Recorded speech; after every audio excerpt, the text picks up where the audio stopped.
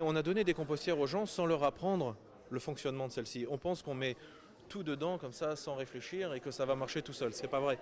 Et donc je pense que l'erreur était là. Intégral Environnement, une entreprise française d'ingénieurs conseils, a trouvé Croitel la solution pour encourager le compostage domestique. Elle utilisera le concept développé chez Nova Envirocom de Sherbrooke. On ne donne pas une compostière aux gens, on leur offre une formation.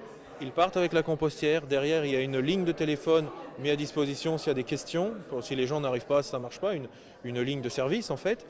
Et des outils comme le guide qui sont des outils très pragmatiques. Les deux entreprises signent une entente de 3 ans. Nova Envirocom vendra 10 000 machines à terre comme celle-ci, fabriquée à Toronto, accompagnées d'aérateurs produits à Sherbrooke en sous-traitance. Les guides développés et imprimés ici seront adaptés au marché français. Ça nous permet aussi de vendre nos produits ici sherbrookois. On sait que ce soit l'aérateur, que ce soit l'approche, le matériel didactique, c'est sherbrookois. Alors, donc, c'est un tremplin pour effectivement d'autres pays, d'autres produits. À l'heure des bacs bruns, le compostage domestique a-t-il un avenir? Faire du compostage centralisé, ça va coûter 75 à 125 la tonne. Il y a aussi une taxe à l'élimination, 20 la tonne. En Europe, ça coûte encore plus cher que ça.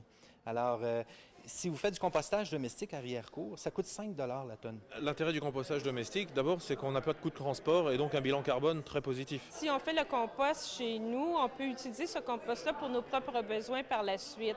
Donc, on est un peu, si on veut, là, autonome. Avec de tels arguments, Nova Envirocom souhaite étendre son expertise jusqu'en Australie. Guylaine Charrette, Radio-Canada, à Sherbrooke.